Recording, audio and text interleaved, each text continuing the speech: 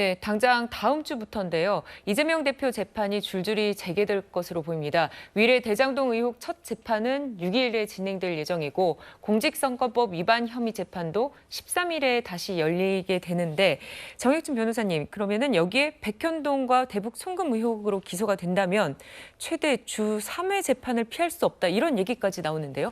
정상적으로 간다면요. 3번이 아니라 일주일에 4.5회가 될 거예요. 아, 네. 왜냐하면 대장동 재판이 일주일에 2번 하기로 되어 있거든요. 그다음에 이제 공직선거법은 격주에 한 번이니까 주 0.5회. 그런데 네. 백현동 쌍방울은 대장동 성남FC하고 그 비중이나 그 크기가 비슷하다고 저는 판단이 되니까 백현동 쌍방울도 일주일에 2번씩은 해야 될 거란 말이에요.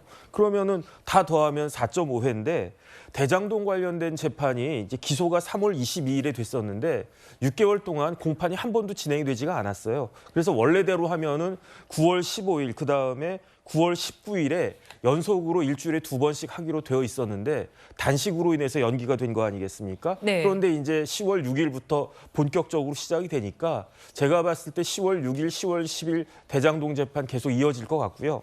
공직선거법 재판은 격주로 있었는데 원래대로 하면 9월 8일, 20일 계속 있었어야 돼요. 그런데 둘 다 단식으로 인해 가지고 연기가 됐으니까 연기가 돼서 이제 시작되는 게 10월 16일이란 말이죠. 그러니까 종합적으로 봤을 때에는 백현동 쌍방울은 아마 그 공판 준비 기일을 거쳐야 될 테니까 몇 달 뒤에 이제 시작이 될 텐데 이런 모든 재판이 제대로 진행되기 시작하면 정말로 이재명 대표는 일주일 내내 법정의 모습을 드러낼 수밖에 없는 그런 상황이 되지 않을까 하는 생각이 듭니다. 네, 그렇게 된다면 김종욱 위원장님, 뭐 정상적인 당대표 역할을 할 수 있을지도 좀 의문이 듭니다.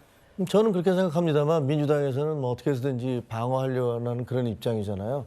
그렇지만 뭐 다 아시다시피 대한민국의 어떤 사람도 법 앞에서 평등한 것이고 그다음에 그 사법적 절차를 본인만 벗어나서 할 수 있다라고는 생각하지 않습니다.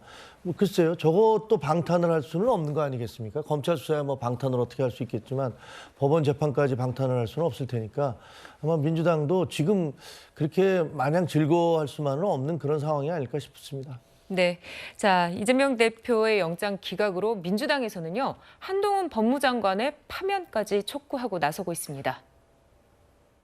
한동훈 법무장관을 파면하라! 파면하라! 파면하라! 파면하라!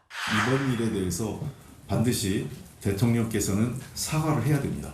그 책임을 물어 실무총괄 책임졌던 법무부 장관에 대한 파면 조치를 즉각 취해줄 것을 부탁드리겠습니다. 사법 스토킹은 이렇게 막을 내리고 있습니다.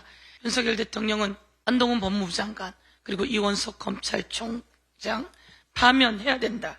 윤석열 대통령은 이제라도 즉각 사과하고 한동훈 법무부 장관을 파면을 포함해 전면적인 국정쇄신에 나서십시오. 네, 한동훈 장관은 자기 당의 대표의 각종 불법을 수사한 것이 장관 파면 사유냐 이렇게 되묻기도 했습니다. 자기 당 대표의 각종 중대 불법을 법집행기관이 법과 절차에 따라서 수사해서 처벌하는 것이 민주당에게는 법무부 장관을 파면하고 탄핵할 사유가 되는지 묻고 싶습니다. 수사가 왜곡되거나 영향받지 않도록 하는 것은 법무부 장관의 임무입니다. 만약 민주당이 저에 대해서 어떤 절차를 실제로 진행하신다면 저는 그 절차 안에서 당당하게 대응할 것이라는 말씀을 드립니다. 네, 최진봉 교수님, 윤 대통령 사과 요구에 이어서 한동훈 장관 파면까지 하라는 그런 입장은 왜 나왔을까요? 일단 이런 거죠. 그러니까 야당 대표에 대해서 정적 제거라는 목적을 가지고 수사를 한 게 아니냐 이런 주장을 하는 거예요. 왜냐하면 이제 물론 재판이 아직 다 끝나지 않았기 때문에 결과는 모릅니다. 다만 이제 구속영장 청구하면서도 한동훈 장관은 얼마나 자신만만하게 말씀을 하셨어요. 나와서도 그렇고. 그다음에 한동훈 장관 같은 경우에는 사실은 피의사실 공표라고 하는 문제가 법적으로 문제가 될 수도 있어요. 국회의원들이 계속 주장을 했지만, 그러니까 간단하게 어떤 이러이러한 범죄 혐의가 있으니 구속영장 청구를 할 때 필요해서 체포동의안에 동의해 주십시오. 이렇게 끝났으면 될 문제를 여러 가지를 얘기를 했잖아요. 뿐만 아니라 본인이 국회 출석할 때나 아니면 뭐 출근길에 인터뷰한 내용들을 보면 아주 뭐 이재명 대표를 기정사실화, 범죄인처럼 기정사실화해서 말씀하신 게 너무 많아요.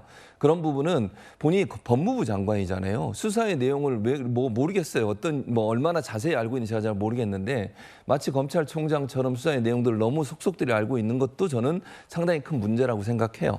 이런 문제는 법률적으로 저는 검토가 필요하다고 봅니다. 그러니까 민주당 입장에서는 그런 부분들이 법률을 위반했을 가능성이 있다고 보는 것 같아요. 네. 그 부분은 민주당 율사들이 잘 판단하겠죠. 그런 부분들 때문에 파면을 요구하는 것이고요.